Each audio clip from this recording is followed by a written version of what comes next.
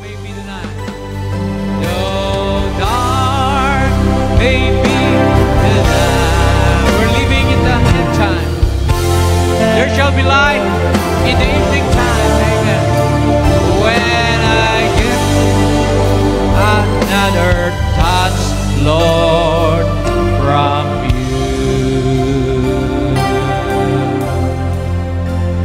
when I get another touch, Lord, from you.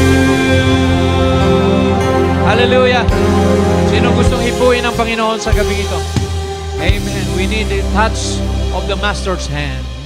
We're living in the end times and we would like to see the day that we're living to prepare for the return of Jesus Christ. You know, we would like to speak about Israel today, Jerusalem, how that Israel is God's apple, the apple of God's eye, and we are considered spiritual Israel. Amen. Alam natin, ang Israel ngayon ay siyang pinakasentro ng mga balita, ng mga rumors, and we know the Middle East is the main focus of the headlines today. So we'd like to speak about Israel being a burdensome stone as spoken of in Zechariah chapter 12. So alam natin, ang Israel ay bayan ng Diyos. Amen. Israel is Jacob.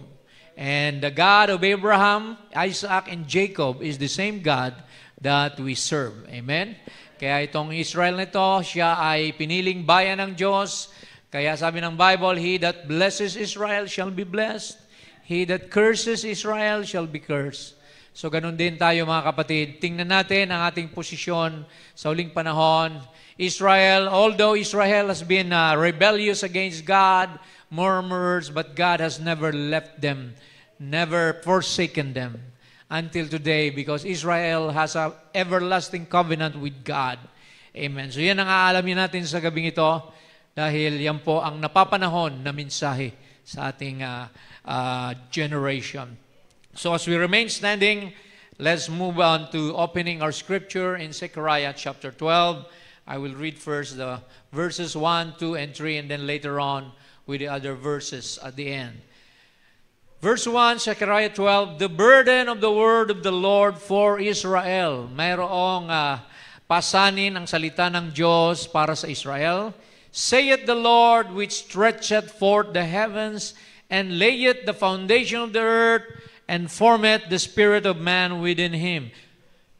2, behold, I will make Jerusalem a cup of trembling unto all people around about. Ang bayan ng Israel ay gagawin kong isang cup, isang kumbaga, isang bagay na panginginigan ng mga tao sa buong mundo. When they shall be in the siege, both against Judah and against Jerusalem, and in that day will I make Jerusalem a burdensome stone. Ito po ang ating paksa o pamagat. Jerusalem, a burdensome stone for all people, isang pasanin sa mga bayan.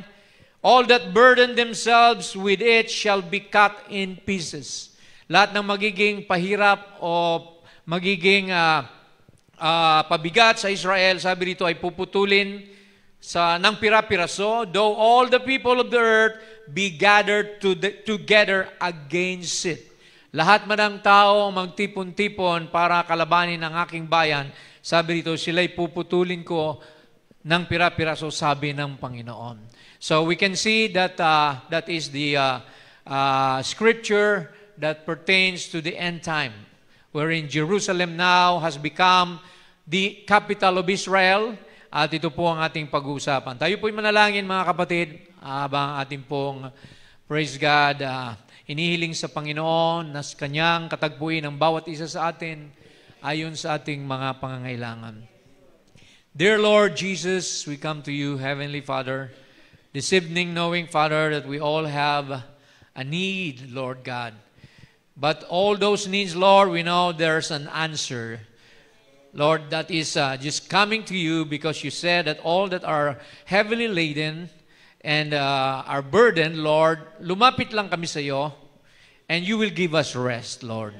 Pagpapahingahin mo ang bawat isa, Panginoon, na naninindigan, umaasa sa iyo At alam namin ang rest na yan, that's not just a physical rest. It's a spiritual rest, Lord, that we don't worry over anything, Lord, because we know that you are there, you are by our side, you never leave us nor forsake us, and you love us before the foundation of the world, Lord, and you will supply all our needs according to your riches and glory. So sa gabing ito, Panginoon, naniniwala kami, Lord God, ng bawat isa na may pangangailangan ay, Lord God, andyan na ang kasagutan. All we have to do, Lord, is ask, then we can receive. Ask, seek, and we can find, Lord God, and knock, and it shall be open unto us. Tulungan mo kami muli sa gabing ito, Panginoon, sa mga nanghihina, palakasin mo, sa mga dumadaan ng kahirapan, ng karamdaman, Lord, I pray na sila ay pagalingin mo, Lord God. Walang imposible sa iyo. We thank you for Camille, na siya po ay pinagaling mo sa kanyang stress and pressure sa buhay niya, Panginoon. Siya ay nakalabas na sa ospital. Thank you, Lord God, for every one of us wholly present here, Lord, na kami ay narito pa rin, nakatayo, at patuloy na, Lord God, nang mamahal sa iyong salita. Dahil ikaw lamang, Panginoon, ang tanging dapat purihin, sambahin, asahan sa aming buhay. For without you, we can do nothing, Lord. Patawarin mo kami sa aming mga pagkukulang, Ama, sa mga aming nagawang di kaaya-aya sa iyong paningin. Lord, forgive us, cleanse us once again by your blood. Burn it by the Holy Spirit, Lord, that there may be no Lord God, iniquities, Lord, found in our hearts. Salamat sa iyo namin binabalik ang papuring ito, lahat ng pagluwalhati, pagsamba at pasasalamat. In Jesus' name we pray. Amen and amen and amen. You may be seated. God bless you. Hallelujah. So now, we would like to start with, amen, speaking about Israel, because we know that the end times is focused on what is going to transpire in the Middle East. We know the Armageddon will take place in Israel. Alam natin, mga kapatid, na magbabalik si Jesus para sa Israel. Amen. Because Brother Branham said, Israel is our timepiece. Amen. If you want to know the day that you're living, look at the calendar. If you want to know the time of the day, look at your watch. But if you want to know the time of the end of the world, the season of His coming, look at Israel. Binasa natin kanina, Brother Robert, no? Di tayo nag-usap, but you spoke about Matthew 24. Amen. And it talks about the fig tree. And that fig tree is Israel blossoming, growing. And we know when you see all these things, sabi roon, look up for your redemption, draw it nigh. Pag nakita natin naging bansa ng Israel, ito ang tanda na malapit nang dumating ang Panginoon. Because we know, amen, the Bible said that summer is nigh. When you see all these things, amen, look up for this generation that will see Israel become a nation shall never, sabi roon, until this day, everything shall be fulfilled sa panahon na ito. Alright. In Genesis 12, 2-3, talagang before the very start of the history of mankind, Genesis is the beginning, the book of beginnings. And dito pa lang, blines na ng Panginoon ng Israel. And He was talking to Abraham. And we know Jacob, Isaac, is in the bosom of Abraham, right? And I will make of thee a great nation. Gagawin kitang isang dakilang bayan o bansa. And I will bless thee. So you see, the benediction, the blessing of the Lord is with Israel. And make thy name great. Gagawin kong dakila ang iyong pangalan. And thou shalt be a blessing. Magiging blessing ka. Di ba, Israel is a blessing to the world. You know, all this high technology, mga gadgets and medicine and everything. Usually, Israel is a forerunner of all those things. And it says in verse 3, and I will bless them that bless thee. Pagpapalain ko sila na magpapala sa iyo. So if you want to be blessed, bless Israel. Love Israel. And curse him that curseth thee. I will bless them that bless thee, and curse him that curseth thee. Susumpain ko sila na susumpain ka. And in thee shall all families of the earth be blessed. So dito pala mga kapatid, meron ng blessing ang bayang Israel. In the time of Joshua, lagi silang panalo sa labanan. Remember, Joshua was a warrior. Amen. And we know that the 12 tribes of Israel, he was the one who led them in the promised land, in Canaan's land. And God gave them all the land and all their enemies, the Hittites, the Jebusites, the Amalekites. Nothing could stand before Israel. Amen. Dahil yan po sinabi niya dito rin sa Numbers 24, verses 8 to 9. God will fight for Israel. Verse 8, God brought him forth out of Egypt. He had, as it were, the strength of a unicorn. So ang lakas daw ng Israel ay parang unicorn. Alam niyo ba yung unicorn? That's a horse with a horn. No? See? He shall eat up the nations, his enemies. See, kanyang kukubkubin lahat ng kanyang kaaway. And shall break their bones and pierce them through with his arrows. He couched, he lay down as a lion. We know Jesus is the lion of the tribe of Judah. Jesus came from the tribe of Judah, which is a part of Israel, son of Jacob. See, sabi rito, and who shall stir him up? Blessed is he that blesseth thee, and cursed is he that curseth thee. So makikita natin mga kapatid, sabi ni Brother Branham, we must love Israel.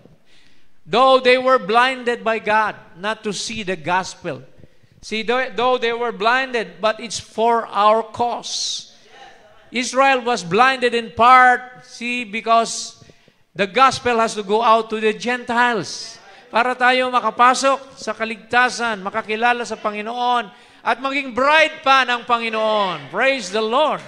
See, are you not thankful for God that He blinded His own people for a short period of time, and once the Gentile bride has been completed from Ephesus to Laodicea, then we'll all go up in a rapture, and Jesus will come back for them and call out 144,000 Jews, elected Jews, 12,000 from each tribe. So, kikita nyo, see, ang Israel babalikan ng Panginoon. Mahal ng Diyos ang Israel. See, but not all Israel is Israel. As we know that not all Christians are Christians. May piniling Kristiyano, may pinili ring mga Israelita.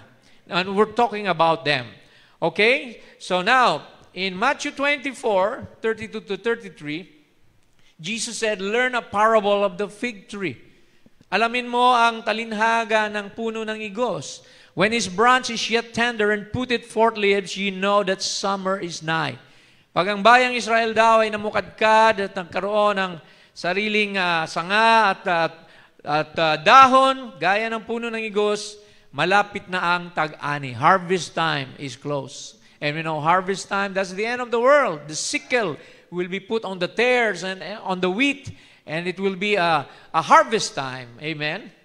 So likewise ye, kayo rin, pag nakita nyo na, when you shall see all these things, know that it is near, even at the doors. So malapit na ang katubusan ng lahat ng bagay. Amen.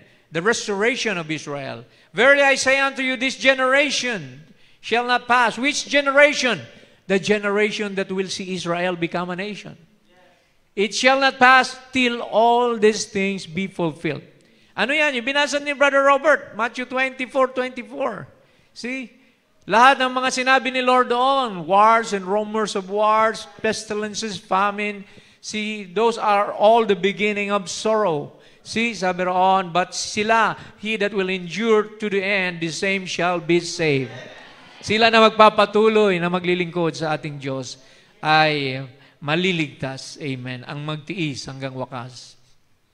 Now, Israel became a nation again in 1948. Now, let's go back to history. We know that Israel as a nation, amen, they came from Judea, panahon ni Jesus Christ, and you know, Israel was under the Roman rule. Remember, under the Caesar rule, and Jesus was crucified during the time. And after the time, there were after ng Judea, the Romans were defeated by the Islamic Caliphate. So ang Israel napailalim sa Islamic Caliphate, And then yung Islamic natalo ng mga tinatawag na what we call the Arab, the Turks. Yung Turks naman, tinalo ng British. And that British guy, his name was General Allenby, general siya. Amen. He conquered Palestine back from the Turks, from the Ottoman Empire, and during the First World War, 1918. See, after the First World War, which is from 1913 to 1918, amen, the First World War stopped on the 11th hour, 11th day, 11th month of the year. See? For what? For the 11th hour workers. See, tayo yung mga 11th hour workers. So what's that 11? Sabi ng prophet. And so, it was under the British rule. Now, Israel was segregated. Kailan? During AD 70 to 90. When Roman General Titus destroyed or tinawag na nilusob ang Israel and killed all the people and took all their, yung kanilang mga facilities, yung menorah, the golden candlesticks, and all those, just giving a certain history. Israel was scattered all over the world dahil tumakas sila eh. See, kasi sinara ang bayan at nangamatay yung mga tao ron. Wala na silang makain. So they were trapped there. So they were eating their children, the bark of the tree. Kasi nga sila ay kinubkub doon na sinasabi ng Bible na pag nakita nyo ang armies na ito, lumayo na kayo, umakyat na kayo sa bundok. Nangyari na yon, sabi ni Brother Branham. That was in AD 70. Nung ang mga Israelita ay nag-alisan sa Palestine at napunta sa Europe, napunta sa America. That's why dumami yung mga Hudyo sa buong mundo, pero wala sila sa sarili nilang bayan. See? So, that's why God has to bring them back to Israel to fulfill the prophecy. The Messiah is going to come. So anong ginamit niya? He used Hitler, Stalin, and Mussolini to persecute the Jews. Di ba? Yung mga Hudyo, pinagpapatay, 6 million Jews were killed during the nuclear holocaust, Second World War, 1941 to 45. See? And then, walang magawa ang mga Hudyo dahil sila ay pinapatay sa gas chamber, firing squad. They finally decided to go back to their homeland. Kailan yun nangyari? 1948. See, May 14, 1948, amen, they became a nation again. Alright? Nasusundan po ba natin? Bumalik sila sa sariling bayan. At sabi ng Panginoon, you can never be blessed unless you are in your own homeland.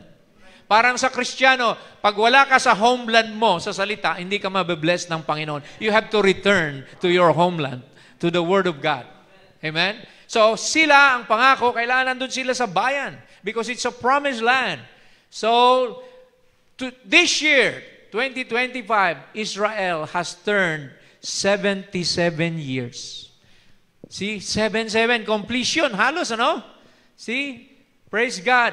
So, kaya makikita nyo mga kapatid na after 2,000 years na nawala sila sa Palestine, they are now having their own flag, the Star of David, their own money, their own government, and their own army, mga kapatid.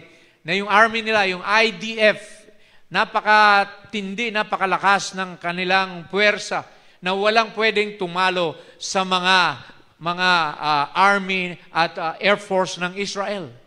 Because why? God has been coming or has been ang Diyos ay bumalik na yung kanyang amor sa Israel dahil nabayaran na nila yung utang nila. Di ba? How many Jews were killed? Because the prophet said it's because they claimed that blood of the Messiah. They said when they crucified Jesus, crucified Him, let His blood be upon us and upon our children. So nabayaran nila yon. They are already paid because of the Jewish Holocaust. And now God is coming back for them. Okay, let's move on, mga kapatid. See, the first war actually this is the second war of Israel because during the 1948 there was a war kasi ayaw silang pabalikin ng mga Arabo sa Israel. So there was a war. But this Six-Day War in 1967, this was against Egypt, Syria, and Jordan. See, ito po yung war na kung saan kinubkob sila ng Egypt, ng Syria and Jordan, pero nanalo po sila. Napakaliit na bansa, napakakonti ng army. But see, Israel launched a series of airstrike. Inunahan nila ang Egypt. See, nagpaplano pa lang ang Egypt, binomba na nila lahat ng eroplano ng Egypt, lahat ng airport. Kaya walang makalipad, mga kapatid. See, praise God. Kaya ano nangyari? See, during this time, they were able to conquer Sinai Peninsula and the Gaza Strip, which include the Golan Heights. So lalo pang lumaki yung kanilang lupain dahil sa natalo nila ito, mga kapatid. 6 days lang. 6 days war. Natapos, pero nagapi nila ang Egypt, ang Syria, at ang Jordan in June 10, 1967. Now next, the Yom Kippur War.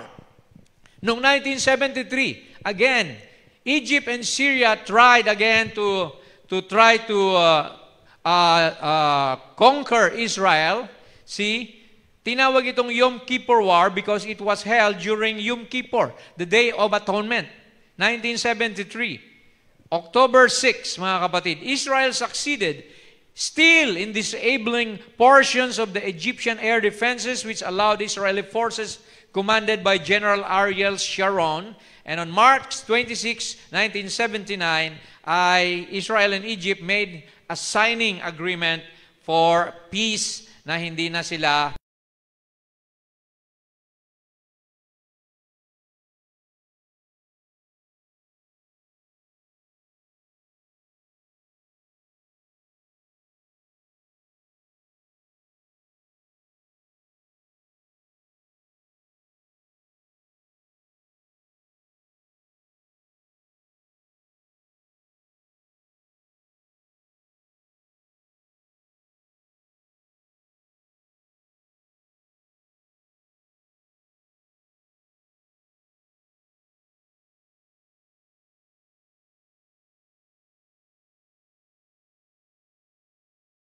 $4,300 rockets launched into Israel and also vehicle transported powered paraglider in Persian Israel. And ano nangyari dito?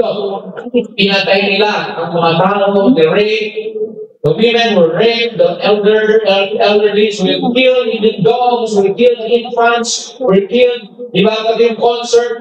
Okay, according to Israel's Defense Forces, estimate of the number of attackers was 6,000 in 190 locations, including 3,800 from the elite Nukba forces and 2,200 civilian Palestinians. Attack them. Sino nangyari? 1,000.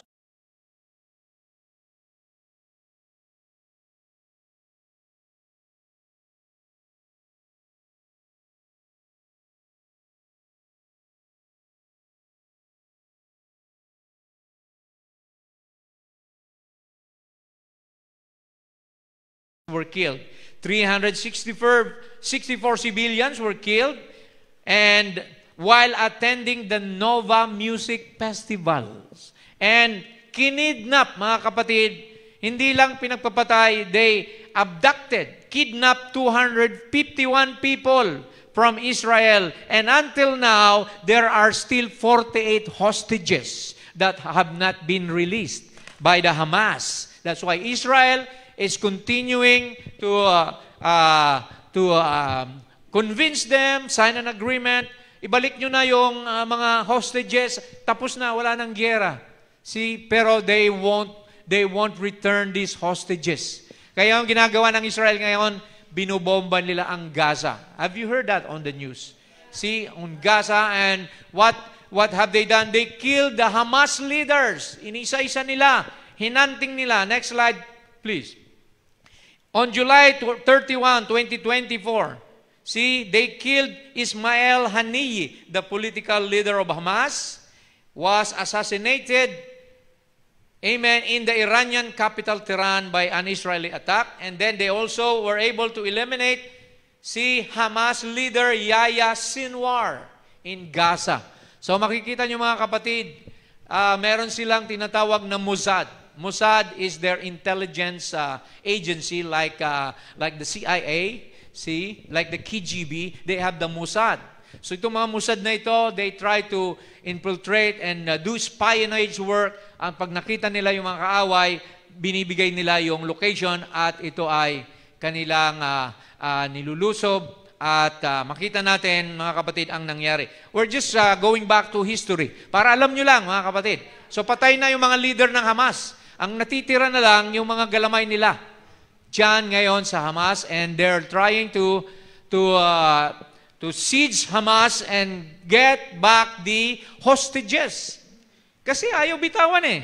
So, ang may problema, hindi ang Israel, ang mga Hamas and Palestinians. Why would you kidnap people? Is that the right teaching of Quran? See? Makikita nyo mga kapatid, hindi maganda yon. Ang Israel, gusto lang nilang maging fair, maging tama. Ibalik lang yung mga hostages. Some are Americans, some are Europeans. Napakarami mga kapatid. And some of them are killed already. You don't know kung patay na yung iba, sino na lang ang buhay doon, mga kapatid. Okay, now, another group of terrorists attacked Israel from the north. While Hamas was attacking them from the south, itong Hezbollah from Lebanon was attacking them from the north.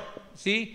Hezbollah is a Lebanese Shiite political party and paramilitary group formed in 1982 by Muslim clerics with Iranian funding. Pinupondohan ito ng Iran para kubkubin ng Israel. So, sila ay Iranian proxy. See, to fight Israel invasion. Because, you know, Iran hates Israel. Iran wants Israel out of the map. Ang tawag ng Iran sa Israel, Little Satan. And America is Big Satan for Iran. So makikita nyo, and they want to eliminate all Jews around the world. So this Hezbollah, they launched also another attack October 8, 2023, the following day. So dalawa na ang kalaban ng Israel. See, makikita nyo, South, Hamas, and then North. See, they were bombing the Hezbollah. They were bombing the Sheba farms, the Golan Heights, which are both territories under Israeli occupation. Since then, Hezbollah and Israel have been involved in cross-border military exchanges that have displaced entire communities. So maraming pinatay itong mga Hezbollah sa North. So anong ginawa nila? Nilusob din nila ang Hezbollah. Next slide.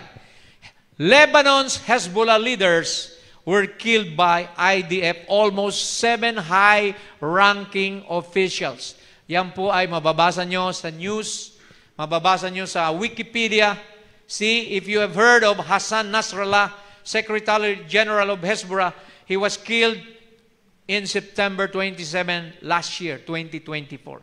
And all his military officials, see, itong si Fuad Shukar ay most senior military and right-hand man of Nasrallah. Ibrahim Akil, top commander and founder of the elite Radwan Force. Nabil Kaouk, commander of Hezbollah's preventive security unit. And Hashem Shifidine, Hezbollah's head of executive council. Ayan yung mga date kung kailan sila namatay, mga kapatid. Si Ibrahim Kobishi and Muhammad Surur. So makikita nyo mga kapatid, they reap what they sow. You know, Israel's policy is based on the Bible. A tooth for a tooth, and an eye for an eye. But we Christians won't do that. Because a Christian, amen, we return good for evil. Amen. We turn the other cheek, sabi ni Jesus, di ba? So, we're just looking at history because Israel, that's their culture. See, kailangan pag siya kinanti mo, ikay kakantiin din niya. See, kaya ito po ang nangyayari mga kapatid. Next slide. Then, we can see that Iran again is where the funding came from. Iran funds Hezbollah. Iran funds Hamas. Iran funds the Houthis of Yemen. To what? To make war with Israel. Para i-gang up ang Israel, mga kapatid. So ang Iran, nakisali na rin. Sabi rito, on April 2024, an Israeli strike on the Iranian consulate in Damascus killed Iranian officers, and Iran retaliated with strikes on Israel in April 2024, which, nagpatuloy na ito, and we know that Hamas leader was assassinated in Tehran. So Netanyahu launched an operation called Rising Lion, targeting Iran's main enrichment facility. So yung Iran, meron silang nuclear weapon. And Iran is trying to use or build a nuclear weapon at napakalapit na. It's very clear and present that they'll soon get a nuclear bomb. So Israel is trying to stop it because sila ang ililipulin ng Iran. So that's why they just want to stop this. So ano nangyari, mga kapatid? Ito, mababasa natin sa next slide. Under Ali Khamenei, Iran's prime minister, numerous groups around the world, including International Atomic Energy Agency, have raised alarm over Iran's enrichment of uranium to weapons-grade levels. Iran may have already reached the status of a nuclear threshold state, meaning it might have the capability to produce a nuclear weapon within weeks or even days. So Iran's nuclear program poses a significant threat to Israel and American interests as Iran ramps up its extremist rhetoric while continuing to enrich uranium to weapons grade. So makikita nyo anong ginawa ng Israel, binomba niya lahat ng mga nuclear sites na ito. With the help of America, makikita natin dito sa next slide, they were blaming Trump for this Iran's enrichment, but according to this Patriot page, sabi rito, it was Hillary Clinton who supplied Iran with uranium to enrich their nuclear weapon or program. And also the next president, Barack Obama, gave Iran $1.7 billion that they used to fund their nuclear program. And then Joe Biden, the next president, unfroze over $16 billion of funds for Iran. So the last three presidents before Trump were giving Iran the funds to produce. But Trump, when it comes to Trump, he's a friend to Israel. Next slide please, mga kapatid. He is a friend to Israel. Magkaibigan sila ni Benjamin Netanyahu. And even the U.S. Embassy was transferred to Jerusalem. And Trump, amen, declared that Jerusalem is the real capital of Israel. Ibinalik niya yung capital sa Israel. Na ang Jerusalem pinag-aawayan, di po ba? Pinag-aawayan ng Palestine. Even on the rock of the Dome of the Rock is the Islamic, what we call temple, na nandoon ngayon siya sa Israel. Gusto nila agawin ang Jerusalem from Israel. So we can see that even Trump, was involved in attacking Iran just lately. So ang American Air Force, sila yung naghulog ng malalaking bomba doon sa nuclear facilities. That's why ang nuclear facilities ngayon ng Iran ay bagsak na. Halos wala nang capability, kaya doon po nagsara ang giyera nitong huli. Okay? Nasusundan mo ba natin? Now we're talking about this because you have to know history that they were living and what Israel is doing. Amen? Okay, next slide. Now, biruin mo yan, Israel eliminated almost 20 commanders, generals of Iran nitong nakaraan lang na, kailan ba ito nangyari? 2025. June 25, it only took 4 days for Israel to eliminate all the IRGC generals. Grabe, mga kapatid. So habang nagmi-meeting sila doon sa Iran, binomba yung building at namatay lahat ng mga commanders doon. while they're having a meeting. How did they know? There was an intelligence report. Siba, yung mga Mossad, nag-aalam yan. See, magagaling yan. Inaalam nila yung mga lugar, meeting place, bahay-bahay, kung saan itong mga to nagtitipon, and then ititimbre nila, and then bobombahin nila. So, ganun po mga kapatid. Makikita rito, yung Rising Lion operation ng Israel. Sabi po rito, eliminated. See, praise God. Sabi rito, 20 commanders in the Iranian regime security apparatus had been eliminated, including Armed Forces General Staff Gholam Reza Marhabi, Chief of Staff Muhammad Hussein Bagheri, and Air Force Commander Amir Ali Halihazadeh. So pagka ang Israel ginalaw mo, lagot ka sa Israel. So ganun po sila mga kapatid. We are not tolerating people to kill, but we can see based on history na talagang ang Israel ngayon walang pwedeng tumalo. And America is siding with Israel. The only country in the whole Palestine in the Arab world na ang Amerika back up niya, or ang Israel back up niya ang Amerika. Okay, so now we're leading to something here sa ating mga Kristiyano. Pagdating naman sa Yemen, Houthis. Have you heard of the Houthis? Ito yung mga nangangulimbat ng mga barko na dumadaan sa Red Sea. Ito yung pinag-pray natin kay Sister Bina, na yung anak niya na seaman, dumadaan doon, at yung barko doon, sinunog, binomba, ninakawan. See, ito yung mga Houthis from Yemen. When a passenger, what we call ship, passed through there, they pirates from Yemen try to, rob them. So, kaya itong nangyari, sumali din ang Yemen. Tingnan nyo, mga kapatid. See, the Red Sea crisis began on 19 of October 2023 when the Iran-backed Houthis in Yemen launched missiles and drones at Israel. Nakisali din sa Hamas. Nakisali sa Hezbollah. Bumomba din sa Israel. They demand that the invasion of the Gaza Strip be stopped. And since then, see, they have seized and bombarded dozens of merchant and naval vessels in the Red Sea.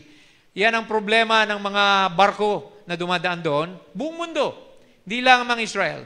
And receive hundreds of retaliatory airstrike. Binomba na rin sila ng Israel. Ang Yemen. See? Or ng US and allied forces. So the crisis is linked to the Gaza war, the Iran-Israel proxy war, and the Yemeni crisis. Alam nyo mga kapatid, ang ginawa ng Israel, nitong August lang, natiktikan nilang nagmi-meeting yung mga Houthis, mga cabinets, pinaulanan mga kapatid. Next slide. The Houthis cabinet were eliminated by just one bomb by Israel in August 28, last month lang mga kapatid. See? Napatay yung Prime Minister, napatay yung Cabinet Secretary, Chief of Staff, Minister of Economy, Foreign Affairs, Agriculture, Minister of Tourism, of Sports, of Labor, of Justice, of Energy, Minister of Information. Patay lahat mga kapatid. See, makikita nyo mga kapatid, ang nangyari.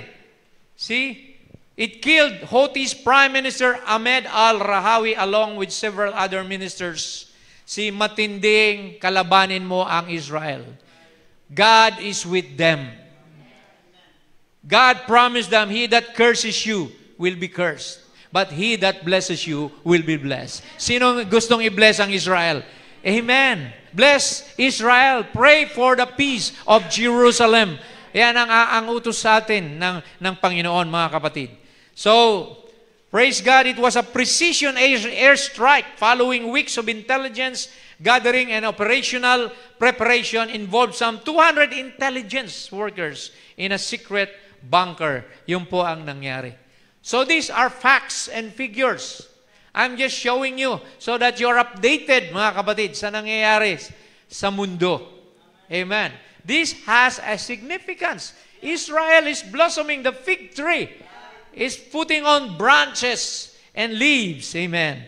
And then, what will happen in our month. Okay. Pumunta na tayo sa buwan natin. In September 9 to 28, the United Nations will assemble and gather because it's their 80 years celebration or anniversary. At alam nyo ba mga kapatid, ang pag-uusapan dito, ang Israel. Na isa-sanction ng Israel dahil sa pagbobomba sa Gaza, and they will vote for a Palestinian state. See, ito ang plano ng United Nations para ipitin ang Israel. See, ang mga bansa, kukub-kubi ng Israel. Di ba yan ang sabi ng Bible? All nations will come against Israel. And this is the start, mga kapatid. So, praise God. Sabi rito, as the United Nations marks its 80th year, 80 is, alam natin, eternity. Global leaders will convene in New York City to build consensus and confront complex global challenges.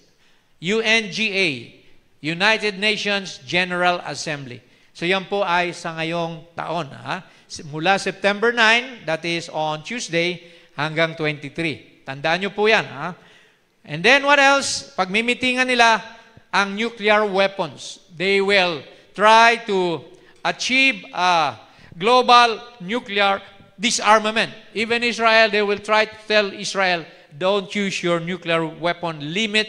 See, makikita natin dito, it was the subject, the Atomic Energy Commission, and will make a mandate and a proposal to control nuclear energy and the elimination of atomic weapons and all other major weapons adaptable to mass destruction. So yun po ang ilan sa pagmimitingan.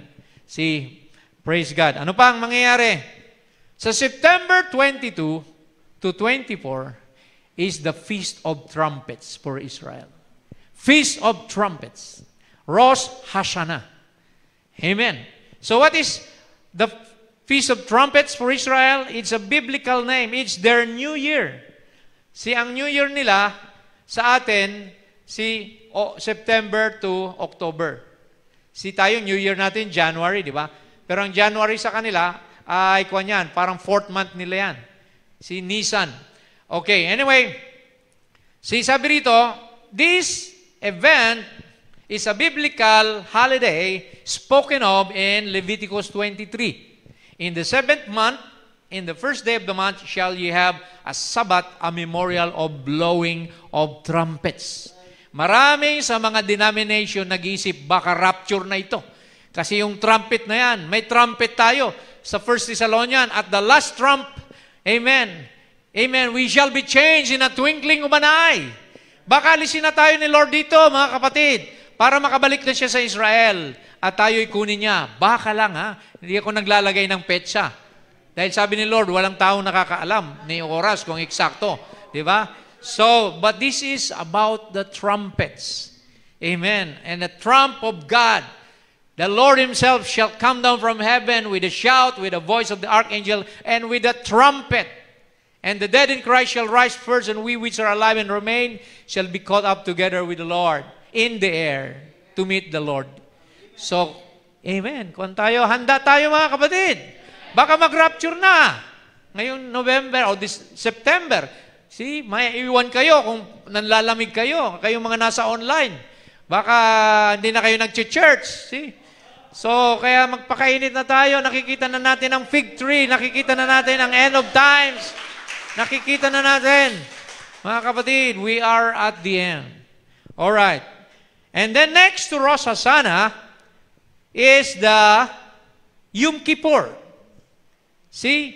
Yom Kippur is the Day of Atonement. Ito ay panahon ng pagsisisi para sa Israel. And what is the atonement? Jesus Christ. His blood was our atonement. Malay nyo, baka tanggapin na nila si Jesus Christ. Baka gawin na yung third temple. See? Yom Kippur Day is a day of atonement, the holiest day of the year in Judaism. I believe this is the day when the high priest enter into the Holy of Holies to offer sacrifice for sin. See, in the Old Testament. And they will be celebrating this, amen, on, October 1st to October 2. For traditional Jewish people, It is primarily centered on atonement and repentance. What will they repent of? They must repent because they crucified their Messiah. See? Hindi lang basta repentance ito, mga kapatid. Ito ay nakasulat sa Leviticus 23, 27, 28. Also on the 10th day of this 7th month, there shall be a day of atonement. It shall be an holy convocation unto you. Ye shall afflict your souls and offer an offering made by fire unto the Lord. And ye shall do no work in that same day, for it is a day of atonement, to make an atonement for you before the Lord your God. And this, according to Wikipedia, the day's main observances consist of full fasting and asceticism, both accompanied by extended prayer services, usually at the synagogue, and sin confession. So ito ang atonement nila. At alam natin ang Panginoon, sa Day of Atonement, ipapadala si Moses at si Elijah. Amen. To tell Israel that you made a mistake. You crucified your own Messiah. You must repent. Amen. And be baptized in the name of Jesus Christ for the remission of sins, and you shall receive the gift of the Holy Ghost. See? Ano ang sinabi rito ng prophet? Basahin natin sa Revelation of Jesus Christ. Now, He will pour out upon the house of Israel what? The same Holy Spirit. See, after the Gentile church is what? Is gone. Tatanggapin nila ang Holy Spirit. Kinote ni Brother Branham ang Zechariah 12, yung binasa natin. And they look upon me. See, this is Zechariah 12. Verse 9, yes, I think so. And they look upon me whom they have pierced. Sino itong pinierce nila? Si Jesus ito. Zechariah is already speaking about Jesus Christ being pierced. And they shall mourn for Him. Mangiiyakan sila dahil pinako nila si Jesus as one that mourneth for His only Son, and shall be in bitterness for Him as one that is in bitterness for his firstborn. And in that day shall there be a great mourning in Jerusalem, in the valley of Megiddo. Megiddo is where the Armageddon War is going to take place. Bago mag-Armageddon, kailangan magsisimuna ang bansang Israel. Before Armageddon, they must repent. See? And receive Jesus Christ. And the land shall mourn, every family apart, the family of the house of David apart, the family of the house of Nathan apart, each one of the houses apart. When they see what will happen, what will take place, when He comes in the clouds of glory at His second appearing. Amen. Revelation 19. Jesus Christ coming down. Amen. And on a white horse. Amen. Tuloy natin. Look at Zechariah 12, 9 to 11.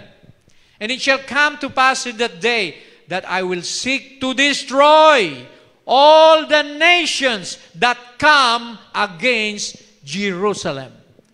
It's a prophecy. Lahat ng bayan, bansa, na lulusob sa Israel, Diyos ang kalaban nila. Amen. God is their opponent.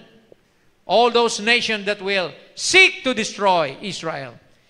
And I will pour upon the house of David, and upon the inhabitants of Jerusalem, the spirit of grace. Darating sa kanila ang biyaya, and of supplication, and they shall look upon me. Titingnan nila si Jesus, whom they have pierced. Zechariah 12 is speaking about the crucifixion of Jesus. And they shall mourn for Him. Sila ay mamimighati, mag-iiyakan dahil sa Kanya. As one mourneth for his only son, and shall be in bitterness for him, as one that is in bitterness for his firstborn. 11, in that day there shall be a great mourning in Jerusalem, as the mourning of Hadad-Rimon in the valley of Megiddo, where the world war, the Armageddon War will take place. Amen. Now, let us look at some quotation bago tayo magtapos, mga kapatid. Feast of the Trumpets, 1964. Brother Branham said, notice they will know their Messiah when they see Him.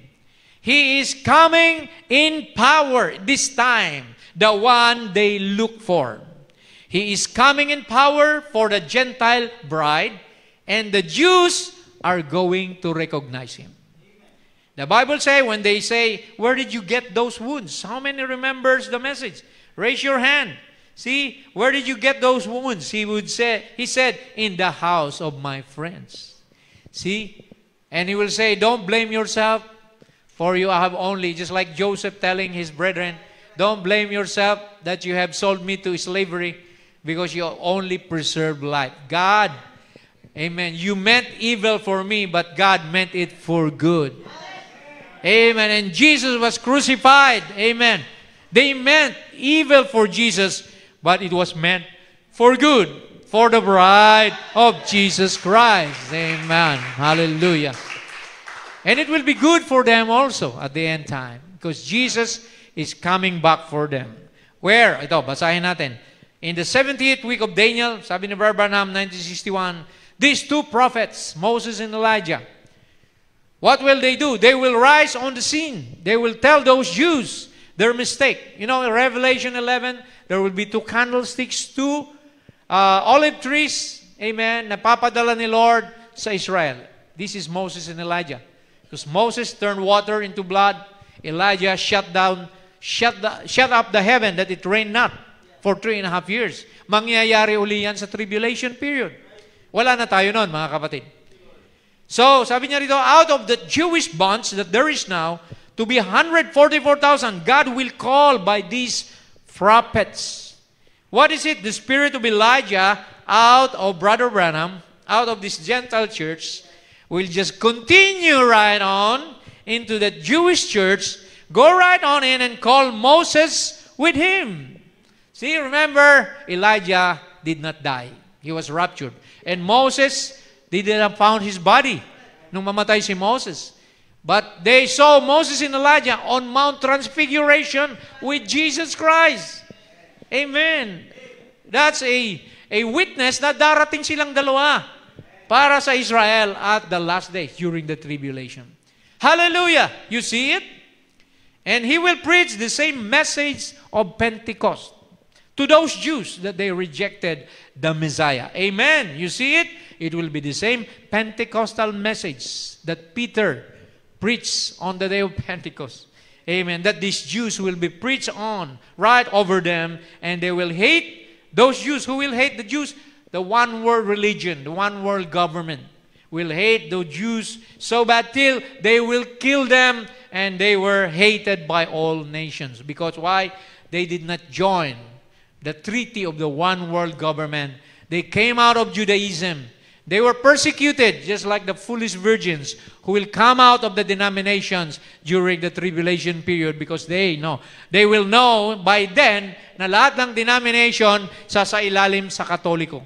All denominations, amen, under the World Council of Churches will be under Rome, amen, the Pope.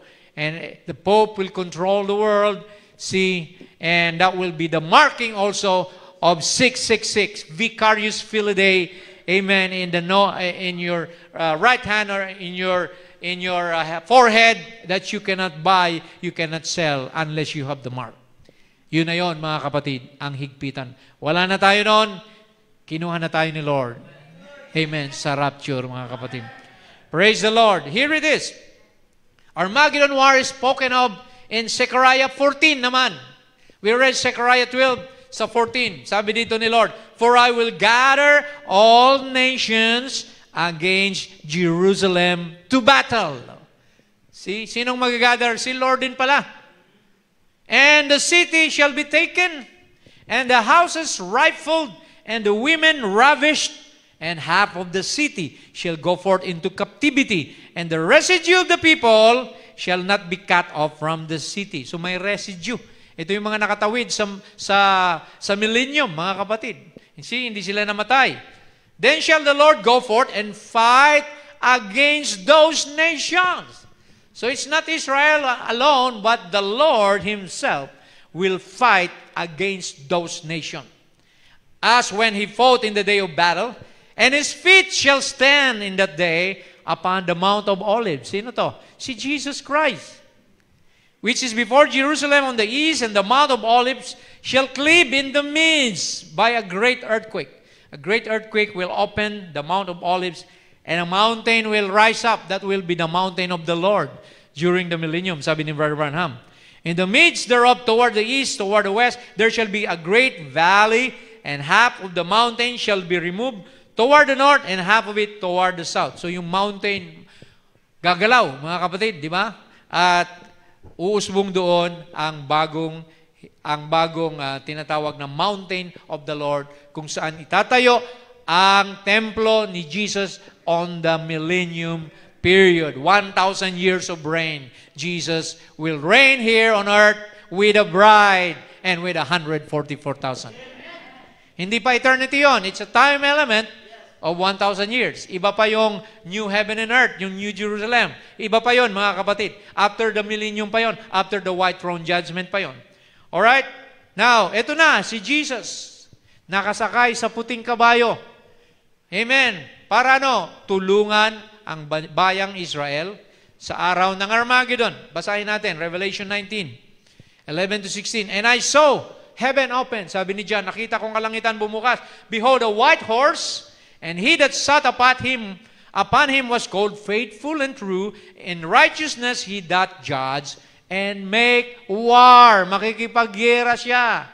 Amen. In support of Zechariah 14. His eyes were as a flame of fire, and on his head were many crowns, and he had a name written that no man knew but he himself. And he was clothed with a vesture deep in blood. Sino yun? Si Lord. Siya lang naman ang, nagbuhos ng dugo sa atin, para sa atin. And his name is called the Word of God. Sinigurado na sa Jesus ito. And the Word was made flesh. And the armies, may kasama siyang army. Sino yon? Tayo, mga kapatid. Galing sa raptures, sa wedding supper, bababa tayo. We will ride with Jesus on white horses to reign in the millennium after Armageddon war. The righteous shall walk upon the ashes of the wicked. The Bible said so. See? And the armies which were in heaven followed him upon white horses, clothed in fine linen, white and clean. These are not angels, because they were clothed in fine linen, white and clean. Ito yung mga tinubos ng dugo ni Kristo. Amen. Those who were redeemed by the blood of the Lamb. And out of his mouth goeth a sharp sword. So spoken word yan. See, hindi siya makikipaglaban ng physical, sasalitain lang niya. See, lalabas sa kanya ang isang sandata, ang apoy sa kanyang bibig, that he should smite the nation with it, and he shall rule them with a rod of iron. And he treadeth the winepress of the fierceness and wrath of Almighty God. And he hath on his vesture and on his thigh a name written, King of Kings and Lord of Lords. Ang Panginoon ng mga Panginoon, ang Hari ng mga Hari, kasama ang kanyang bride, na maghahari sa mundong ito. Glory to God, mga kapatid. Nakikita nyo ba? Ang mga pangyayari napakalapit na. We're so close. Amen. Hindi natin alam. Baka one of these days, amen, bigla na lang tayo mag-body change. Amen. In a twinkling of an eye. Praise God. Kaya very critical ang ating panahon, mga kapatid. Ang mga nangyayari sa buong mundo, nakita natin Israel ng bida ngayon. Sa CNN, sa lahat ng mga balita. Without the Jews, there's no news. Sabi nga nila. So, kailangan, amen, nakatali pa rin sa Hudyo. Okay, eto na ang last, mga kapatid. On September 7, magkakaroon ng lunar eclipse. Magkukulay dugo ang buwan. Sabi ng NASA, maging ang Pag-asa DOST, in-announce sa Google, hinanap ko, DOST Pag-asa and Media Service, Quezon City. There will be a total lunar eclipse from 7 to 8 September.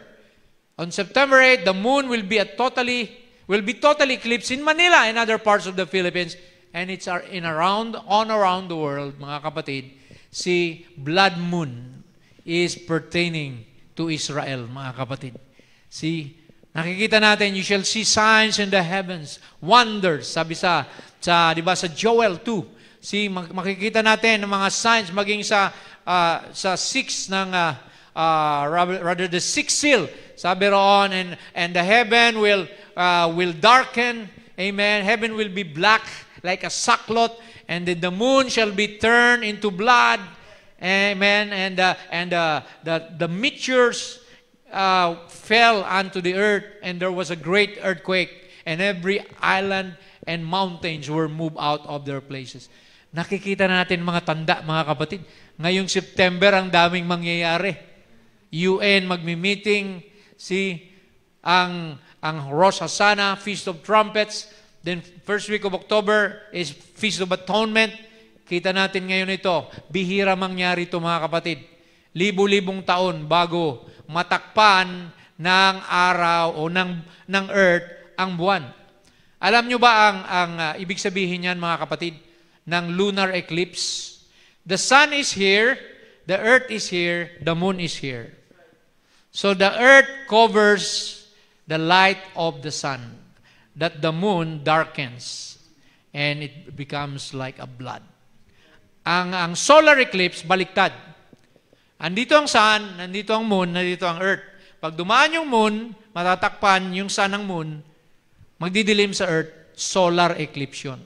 Ito, lunar eclipse. And the moon represents the church.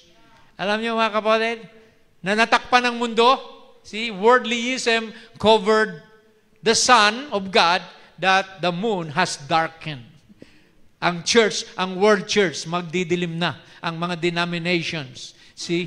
At tanging yung mga elect lamang magdadala ng liwanag. It shall be light in the evening time. Ang bride lang ang magdadala ng katotohanan.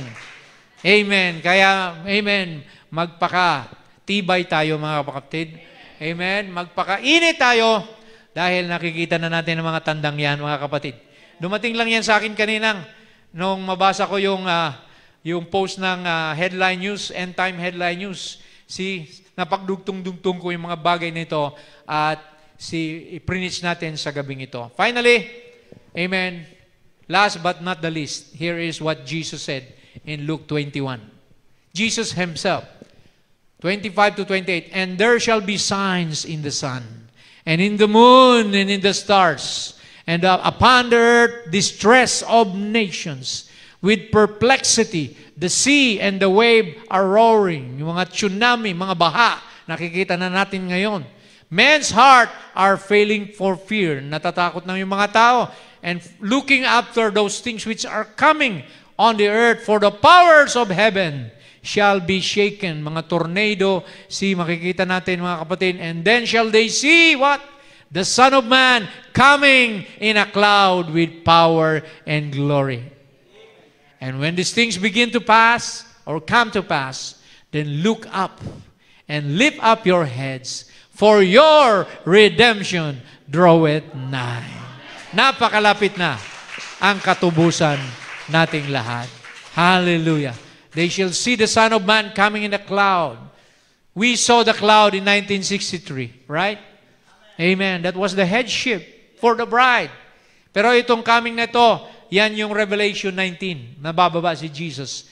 Sa cloud din siya with horses ng bride kasama. So mga kapatid, hanggang dito na lamang. Sana ay nagkaroon tayo ng isang educative learning sa gabing ito ng mga pangyayari nagaganap presently. Amen.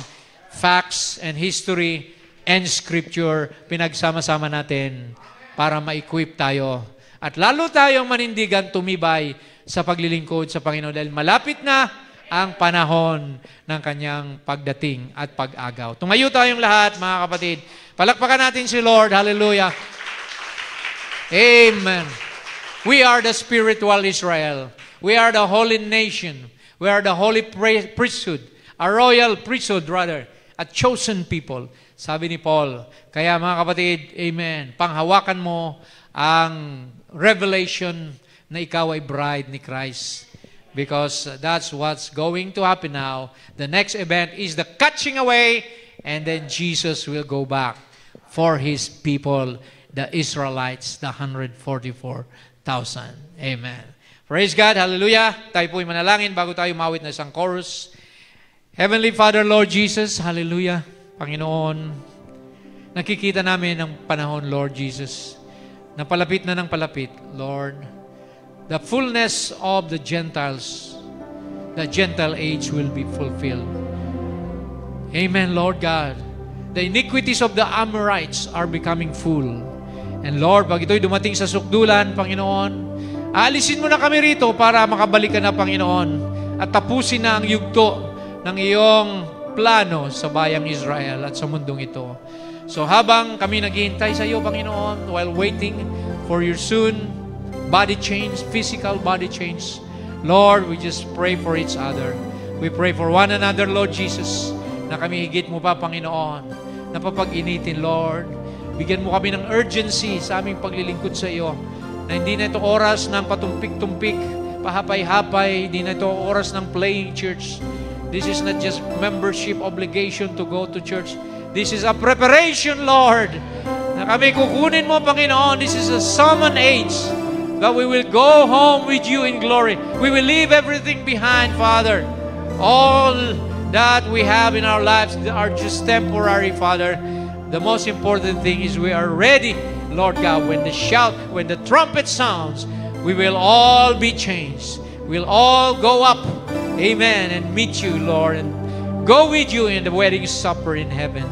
Thank you, Lord God, sa mensaheng ito.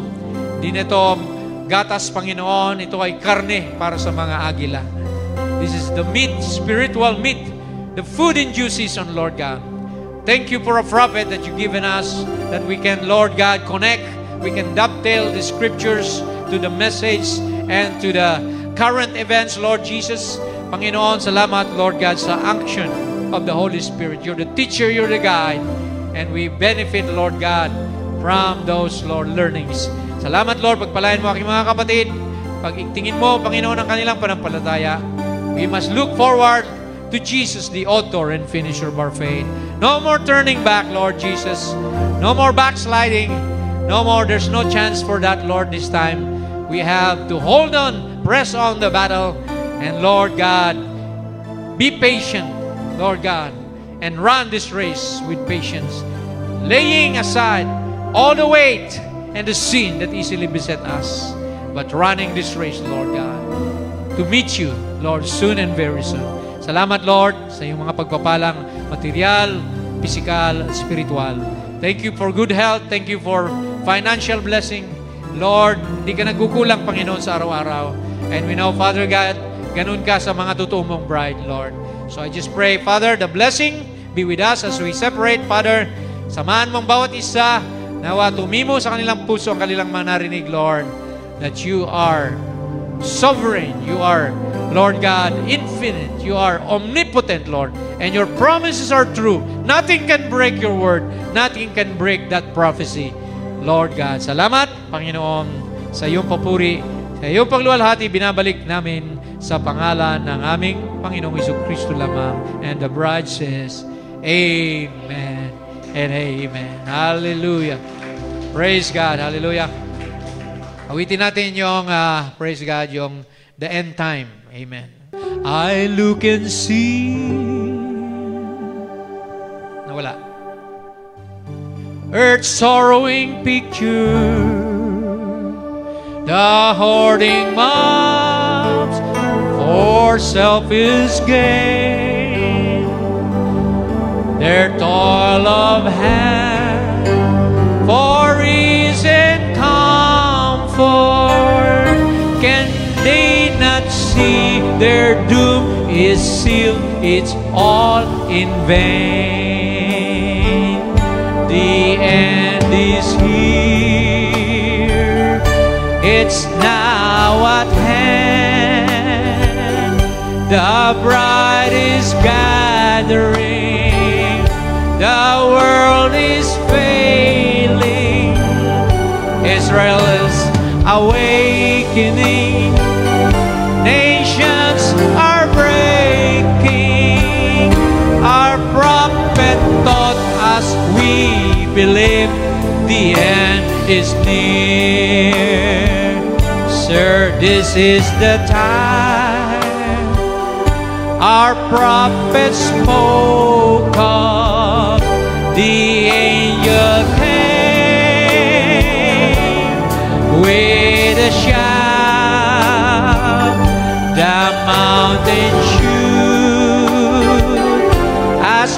his voice cried out.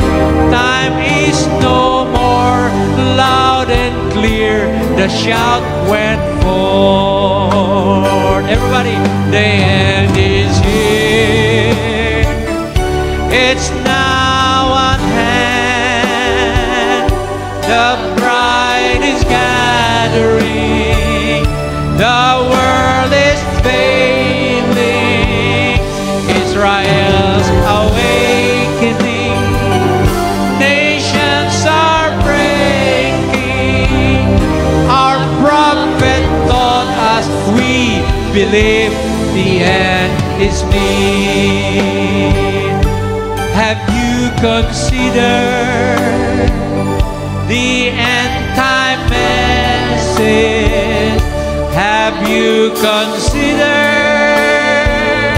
Malachi 4, Revelation 10:7, and St. Luke 17? Proclaim this message now and then forevermore. Hallelujah! The end is near. It's now at hand. The bride is gathering.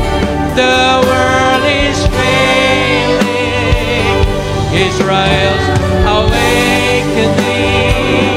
Nations are breaking. Our prophet taught us, we believe the end is here. Our prophet taught us, we believe the end is here. Hallelujah! Narito na tayo sa katapusan ng sanlibutan.